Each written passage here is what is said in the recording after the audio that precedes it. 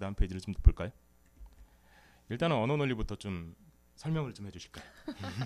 네, 언어 논리 같은 경우에는 30문항 25분이라서 사실 한 문제당 50초 이렇게 딱 그냥 n분의 1로 생각하시는 분들이 많은데요. 수리나 추리와는 다르게 동일한 유형의 문제라 하더라도 문제를 푸는데 걸리는 절대 시간이 굉장히 달라질 수 있습니다. 그래서 여러분들께서 실제로 이 언어 논리를 풀면서는 어떤 유형의 문제를 반드시 먼저 풀고 어떤 유형의 문제를 뒤로 뺀다든가 이런 식으로 어떤 습관화하지 않으셨으면 좋겠어요. 그리고 순서대로 그냥 진행하셨으면 좋겠고, 특히 문장 배열이라든가 독해라든가 이런 것들은 다 독해 문제라고 봐도 무방하거든요. 따라서 남아있는 기간 얼마 되지는 않지만 꼼꼼하게 집중력 있게 읽어보는 연습, 독해 양을 늘리지 마시고 집중해내는 연습을 좀 많이 하실 것을 권해드립니다. 그리고 어휘의 수준은 상대적으로 굉장히 낮아서요. 새롭게 어휘 공부하실 필요는 없다라는 정도로만 일단 말씀드릴 수 있겠어요. 자, 나머지는요. 근데 문장배열 같은 경우 얘기하면 막 기술적으로 되게 접근하시는 분들 많잖아요. 그리고 맞습니다. 앞에 촥, 뭐 그런 앞에 촥, 뭐 그러면 다 되는 것처럼 얘기하시는 분들도 많은데 저는 그게 잘 안 되더라고요. 네, 당연하게도 문장의 순서라고 하는 건 고정되어 있을 수가 그렇죠. 없잖아요. 그러나로 이어지는 문장 같은 경우에는 두 번째 문장부터는 얼마든지 어디서든 올 수 있는 문장의 상태이기 때문에 여러분들께서 이 문장 배열 문제 풀면서 너무 공식적으로 접근하시는 것 어찌 보면 재발등 찍는 짓이다라고 말씀드릴 수도 있겠어요. 결국에는 어떤 큰 틀의 맥락과 흐름을 확인하셔야 될 텐데 이 부분에 대해서 뭐 구체적인 문제풀이 방법을 원하신다면 지금이라도 저희 강의를 들어보시는 게 네, 유일한 방법이라고 볼 수 있겠습니다. 다만 너무나 테크니컬하게 접근하지 마셔라. 문장의 순서는 정해져 있지 않다. 이 정도는 확실하게 말씀드릴 수 있겠어요.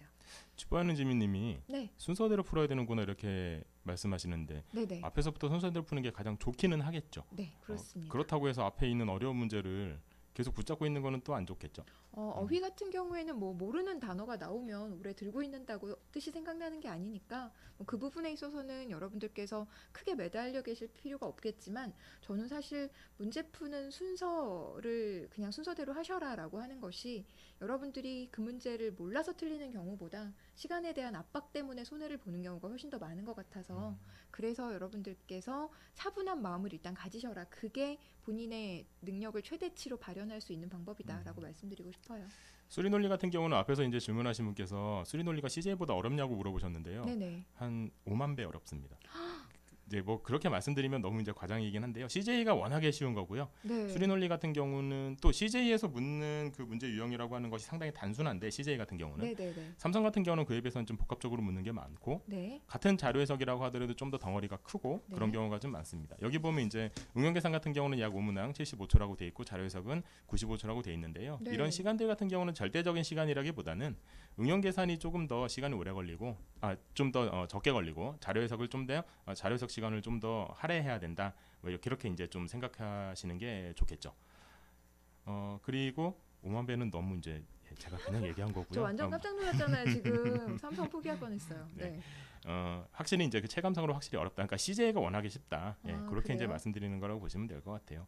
그리고 중간에 물어보신 분께서 그 감점 있냐고 물어보셨는데요. 아, 맞아요. 삼성 저 같은 이거 경우는 진짜 여쭤보려고 그랬어요. 예, 삼성 같은 경우는 감점 있다고 네. 공식적으로 얘기를 했죠. 근데 그 감점이 몇 점인지는 정확히 모릅니다. 이게요. 그래서 보통 이제 외국에서 보는 시험 같은 경우에는 한 문제 감점 있는 시험 같은 경우에는 네. 뭐 득점하면 1점, 틀리면은 뭐 마이너스 0.2나 0.25 네. 뭐 이렇게 하는 경우도 있고요.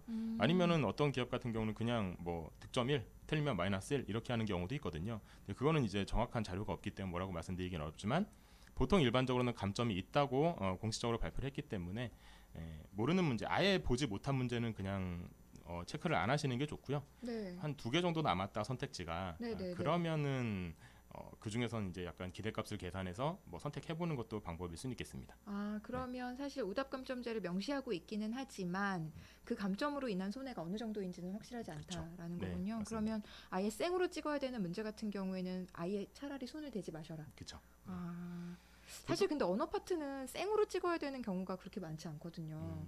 그래서 그냥 저는 여러분들이 어떤 게 답일지 정확하게 잘 모르겠어라는 순간이 왔을 때 누가 3초를 더 붙들고 있는가 이 마지막 스퍼트가 되게 중요하다라고 생각이 드는데 수리나 추리 같은 경우에는 어때요?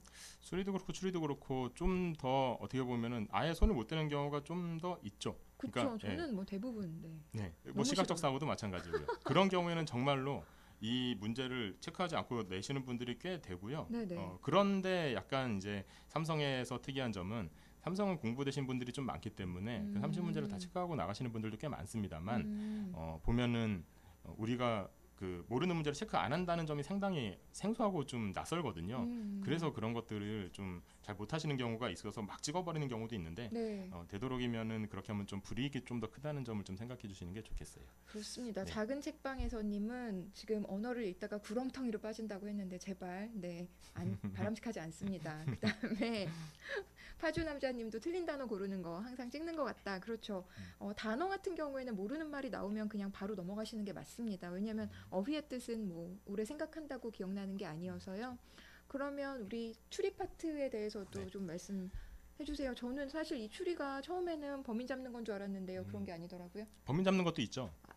있긴 있어요. 있긴 있는데 범인 한두 명 잡는다고 될 일은 아니고요. 이게 처음에 이제 더 어려워하는 것 같은 경우에는 일단 언어 추리에 속하는 명제 부분인데요. 명제 부분은 맞아요. 이게 본인들이 많이들 안다고 생각하시면서 접근하는 경우가 많습니다. 진짜요? 실은 잘 언어 모르는데. 추리를? 네. 근데 이 명제는 한국 사람이 한국 사람이랑 한국말로 얘기하잖아요. 네. 그러니까 뭐 어떤 군인은 예민하다 이러면은 그냥 예민한가 보다 이렇게 생각하면서 내가 그냥 알고 있는 어떤 상식을 어떻게든 해보려고 하는데 이게 언어 추리에서 말하는 명제는 네. 어떻게 보면은 어떤 문장이 주는 논리, 어떤 문장이 주는 그 정보가 무엇인지를 물어보는 게 더 크다고 생각할 수 있어요. 그래서 저런 걸 왜 시험을 봐야 되지라고 생각하기보다는 실제로 들어가면 네. 규정, 뭐 법령 이런 거 해석할 때 내 마음대로 해석하면 안 되잖아요. 단순히 꼭 진짜 법무팀에 들어가서만의 문제가 아니라 그렇죠. 어떤 포지션에서건 우리가 그렇죠. 정확하고 논리적인 구문 독해, 문장 독해라든가 또는 뭐 이런 룰에 관련돼서 인지할 때 그렇죠. 이런 명제적인 논리적인 독해가 필요하다라는 거죠. 특히 그 명제 같은 경우는 되게 어떻게 보면 저 문장을 저렇게까지 꼰대처럼 해석해야 되나 그런 생각을 하시게 되는데 완전 네. 정말 나를 괴롭히기 위한 목적으로만 만들어진 문장들인 것 같아서 그렇죠. 사실은 너무 미워요. 근데 이게 법령이나 규정 같은 경우도 그렇거든요. 이게 많은 이렇게 현상이 일어나는 사회에서 네.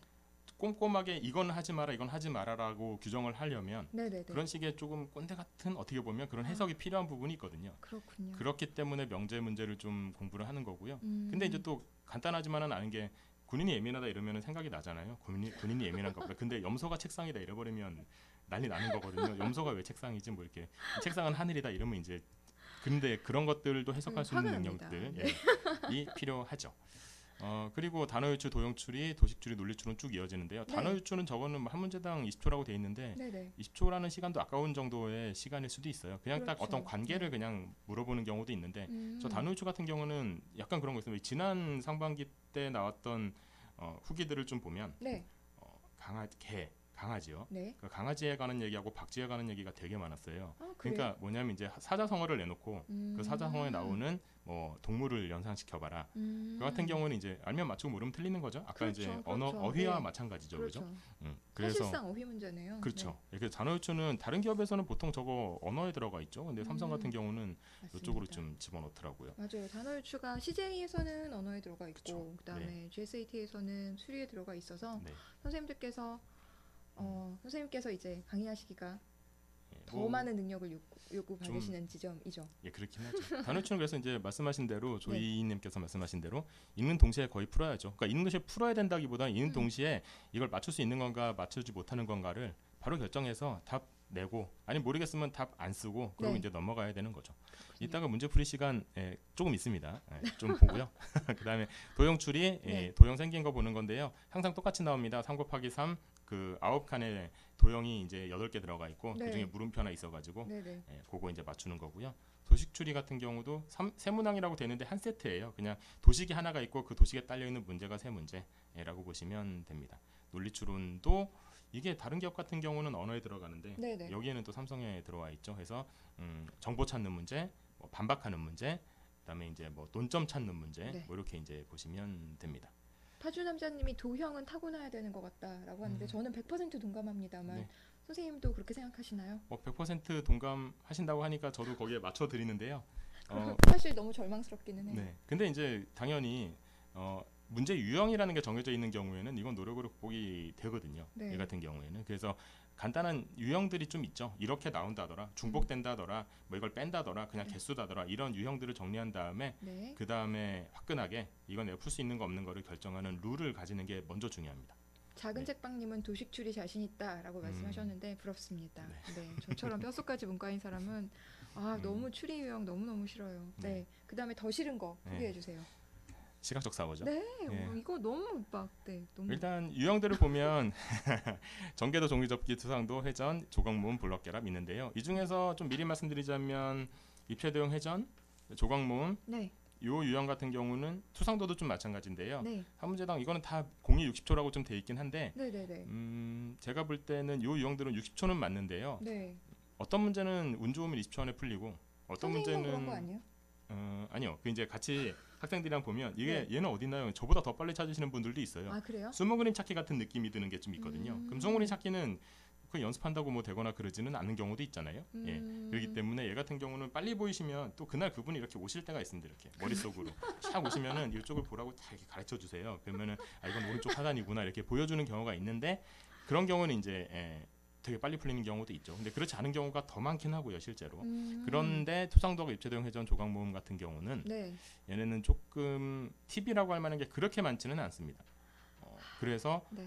약간 이렇게 보면은 조금 편하다라는 네. 정도지 이것만 알면은 결정적으로 끝이다라고 하는 거는 별로 없죠. 그래서 연습이 좀 많이 필요한 유형이긴 합니다. 그럼 선생님 강의 들으면 팁이 통하는 문제와 팁이 크게 의미가 없는 것들 이런 거 다 알려주시는 거 맞아요? 그렇죠. 예, 그래야 이게 진짜로 이제 네. 뭐 같이 공부를 한다고 할 수 있겠죠. 그냥 무조건 요거만 알면 끝입니다. 요거 뭐 5초 풀이법입니다. 뭐 10초 풀이법입니다. 30초 풀이법입니다. 이런 거 글쎄요. 저는 같이 해봐 저도 못 하겠던데요. 문제는 사실 그 5초 풀이법이 500개 있다는 거죠. 이게 그쵸. 너무 괴로워요, 사실은. 그리고 그 문제에서만 통한다는 거죠. 네, 네. 맞아요. 그런데 전개도하고 종이접기, 블럭 결합 같은 경우는 약간의 좀 팁이 있어요. 특히 전개도 같은 경우는 네. 뭐 이제 몇 가지 공식이 있는데요. 네. 그 공식만 좀 제대로 할 줄 알면 여기 있는 전개도 문제 한 문제당 60초라고 돼 있는데요. 한 60초 정도면 한 두세 문제 그냥 풀 수 있습니다. 그거 그래요. 같은 그러면- 삼성 전개도 네네. 같은 경우는 그렇죠. 네. 그럼 한 문항당 풀이 시간이라고 하는 게 그냥 대략적으로 그러하다라는 얘기고 그렇죠. 선생님한테 잘 배워서 문제 푸는 팁들을 잘 적용할 수만 있다면 훨씬 더 효율적인 풀이가 가능하겠네요. 네, 그렇습니다. 그리고 보통 제가 시각적 사고 같은 경우는 뭐가 맞다, 이게 답이다라고 자신 있게 선택하거나 그러지는 말라고 해요. 왜냐하면 만약에 어떤 도형이 맞다면 네. 맞는 이유는 모든 게 다 맞아야 맞는 거거든요. 네네네. 그래서 이제 틀린 거를 빨리빨리 찾아내는 연습, 그게 이제 좀 중요하다고 할 수 있겠습니다. 네, 저는 뭐 이렇게 들어도 무슨 말인지 잘 모르겠기는 한데요. 아무튼 뭐 맞는 거보다 틀린 거를 이렇게 골라내는 연습을 시켜주신다고 하니까 네.